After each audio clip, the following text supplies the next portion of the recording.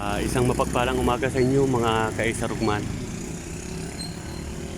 At naghatid tayo ng estudyante dito sa may CI Calamba. Napadaanan naman tayo dito sa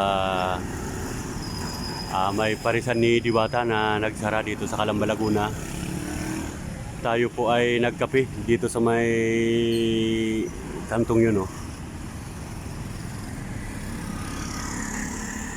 At habang nagpahinga tayo ay naisip natin na mag-vlog uli dito sa may parkingan kung saan ay may dating pwesto si Diwata dito sa Calamba, Laguna.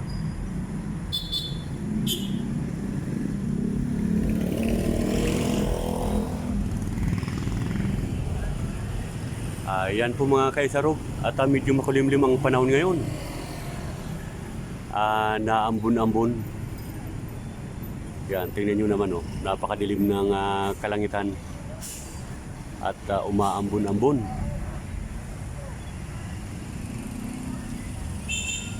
Yan, at update ko na naman kayo guys sa nagsarang parisan ni Diwata, dahil nung nakaraan pagpunta natin dito ay daming mga nakapark sa kanyang parisan. At sisilipin natin uli ngayon at para may update kayo guys kung anong nangyayari na talaga sa kanyang pwesto na dati-rati ay kumpleto pa ng mga gamit. Ngayon ay nakita natin ay paunti ng paunti ang kanyang mga gamit dito sa Calamba, Laguna, yung kanyang parisan. At bakit kaya hindi na kinukuha ni Diwata?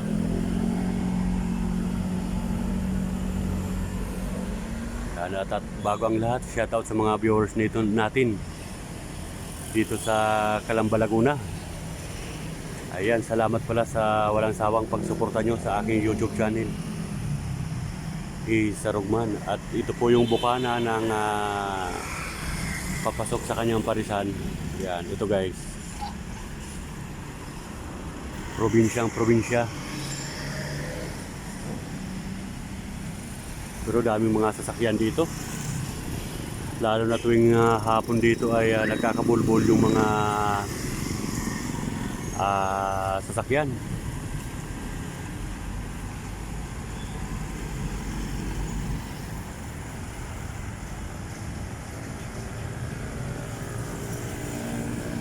Yan, ito po yung view sa labas. At sasaglit tayo, pupunta na naman natin ang pwesto ni Diwata. Ipapakita natin kung ano na yung update sa kanyang mga gamit na ngayon ay dami ng mga nakapark sa kanyang parisan. At lalapit tayo guys sa kanyang pwesto. At ito pa yung kwan ni Diwata, oh. Yan, Diwata Paris dito sa Calamba, Laguna na nagsara. Sayang. At yan po ang pwesto ni Diwata, oh. Kahit sa malayo, kitang-kita nyo na halos wala na po yung ibang mga gamit. At may nagbukas din na bagong kainan dito, kaya lang sarado pa, oh. Anong oras kaya magbubukas ito?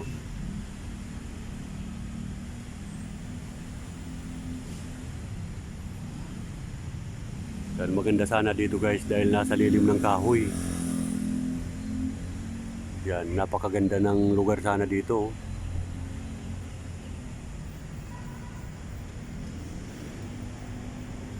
Yan, ito yung bagong bukas na kainan dito guys.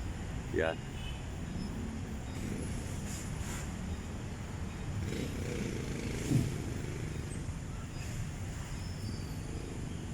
At sisilipin natin ang parisan ni Diwata. Titingnan natin. Ayan nga guys, oh, kaunti na lang yung mga gamit niya.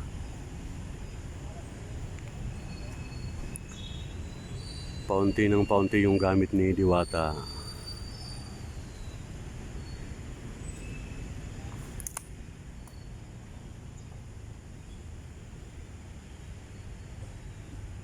Ayan. Nakakamiss din yung pwesto ni Diwata rito. Kung matatandaan ninyo guys, dito maraming mga lamesa, mga upuan.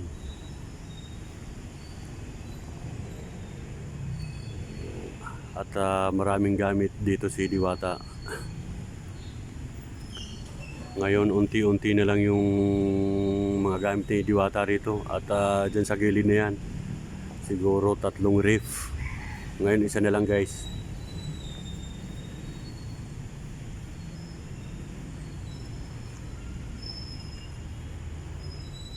Yan, nakakapanghinayang yung parisan ni Diwata dito. Yan, ito yung mga ilang gamit pa na natitira. Upuan na lang at yung dating maraming table na nakikita natin dito, halos wala na guys. Wala nang plano si Diwata na kunin siguro yung mga ibang kagamitan dito.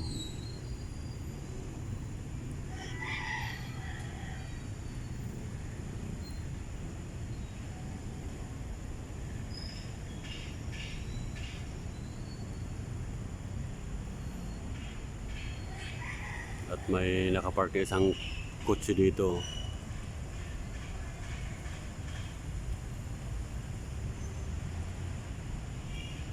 At may motor din sa dulo.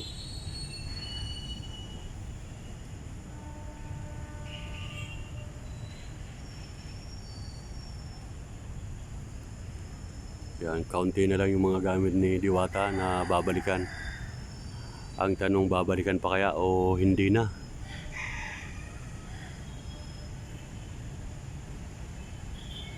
Halos malinis yung pwesto niya. Oh.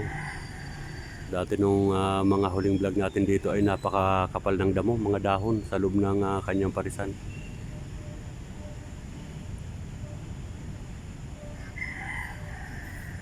Ngayon malinis na mga kaisarog.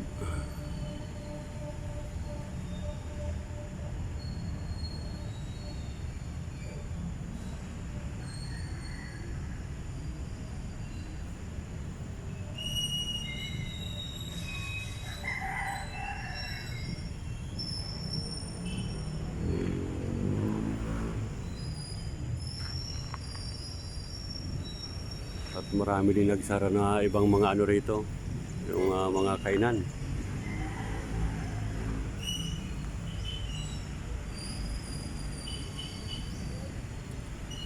At dami mga sasakyan dito guys sa likod.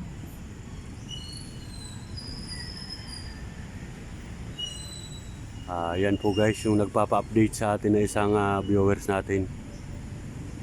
Na yung mga gamit niya ay unti-unti ng paunti yung mga gamit niya. Siguro may kumukuha o itinatabi lang.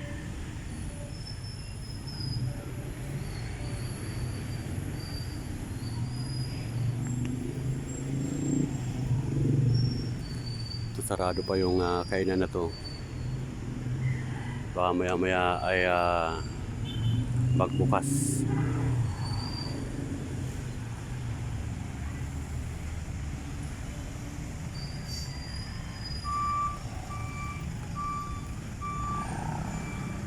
Ayan, at yung hindi pa po nakapag-subscribe sa aking YouTube channel, please like and subscribe at pakiclick na rin ang notification bell para updated po kayo lagi sa ating mga ina-upload na video dito sa parisan ni Diwata at sa ibang lugar na tayo ay nagbablog.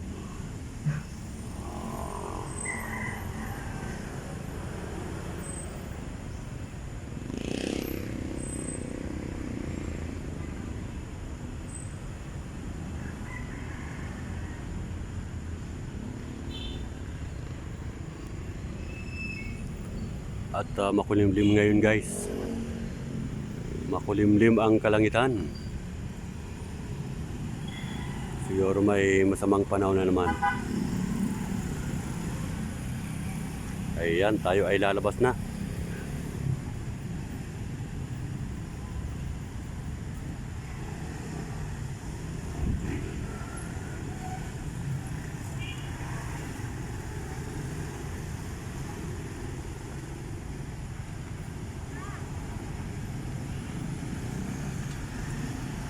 At tayo ay mag-grocery. Bibili tayo ng 2 sakong bigas, mantika. Paninda natin guys. Pag nauwi kasi ako ng Calamba, Laguna, galing Ortigas, ay ako na yung bumibili ng bigas. Mga 2 sako at mantika at ibang paninda. Dahil mahal kasi yung pag-aarkila guys ng tricycle.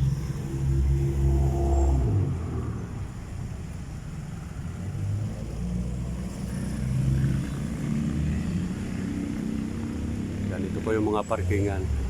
Yung likod ng kuwan na yun, yung compound ay munisipyo na.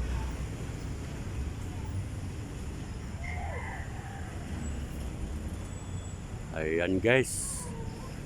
Hanggang dito na lang muna ang ating vlog at thank you so much sa lahat ng mga viewers natin na patuloy na tumatangkilik. Okay, thank you, bye-bye. Hanggang dito na lang muna ang vlog natin at kita-kita po tayo sa sunod na vlog natin. Hanggang sa muli guys.